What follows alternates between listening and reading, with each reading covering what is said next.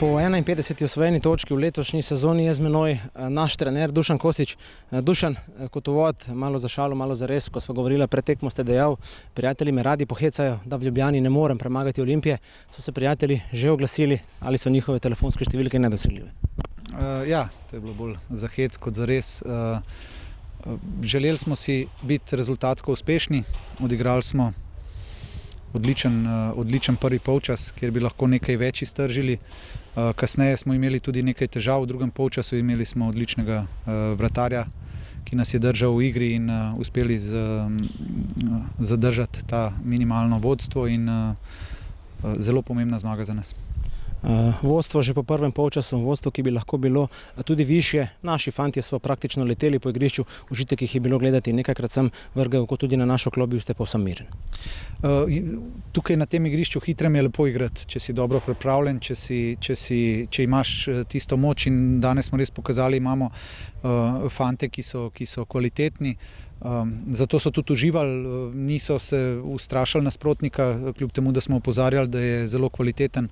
Imeli smo svoje priložnosti, kanček nezbrani smo bili, da bi večkrat to izkoristili, ampak kasneje je bilo veliko več tranzicije, ko si zmatran, ko si tudi nenatančen, in potem smo nekaj časa trpeli.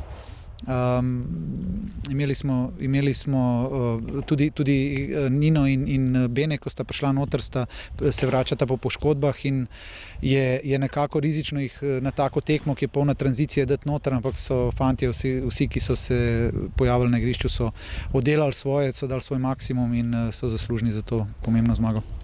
V drugem polčasu nas je Olimpija močno pritisnila na našo polovico.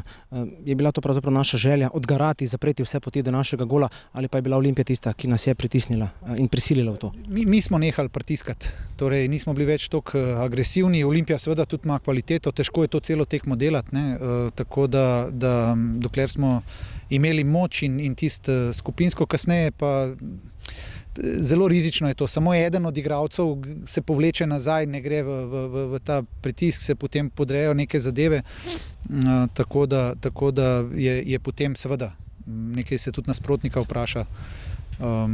Ampak pomembno je, da smo preživeli, pa da se lahko tudi o teh zadevah pogovarjamo, in ker bi radi bili še boljši. Matjaž je še enkrat več dokazal, da gre za enega boljših vratarjev v Sloveniji ta hip.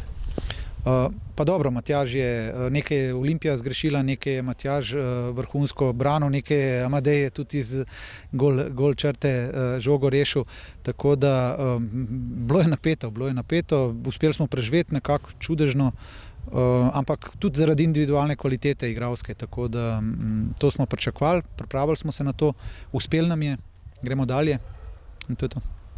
Vse bolj nas povezujejo in uvrščajo tisti ožji krog favoritov za naslov državnega prvaka. To zato, ker smo 2 točke od prvega mesta, tako da verjetno tudi zato, ker imamo neko podobo na igrišču, ampak s fanti se pogovarjamo o tem. Nič nismo naredili, tako kot je Mitja tudi povedal, in ni časa za veselje, samo lahko miselnost lahko pride. Torej, če ne bomo dejali vsakič svoj maksimum, tako kot smo ga danes dali, ko smo pocrkali skoraj na koncu, bojo tudi vsi ostali nasprotniki težek zalogaj, in pričakujem samo, da bomo proti Muri se prešteli, pogledali, kakšna je škoda, in z 11 fanti se lotili podobno projekta kot danes. Dopoldne že trening, misli bodo pri Muri praktično že na avtobusu na poti nazaj v Knežje mesto. Jutri po jutrišnjem, danes so si fantje zaslužili. Verjetno se bojo danes malo manj spali, ker so šli do konca, tako da zmatranost bo, ampak so oni že pokazali tudi v prvem delu sezone po 5 tekmah, da lahko na 3 dni igrajo in da imajo telesa, ki si to lahko zdržijo, ampak trenutno je fajn, da ko zmagaš, je veliko lažje tudi tiste slabše stvari se pogovarjati, ki jih imamo v igri, ki jih moramo popraviti, tako da čestitke še enkrat fantom. Dušan, čestitke tudi vam, niz nepremaganosti podaljšan na 18, hvala lepa in srečno. Tudi jaz bi čestital celemu strokovnemu štabu, vodstvu kluba, trenutno je lepo biti v Celju in super, gremo dalje. Gremo Celje.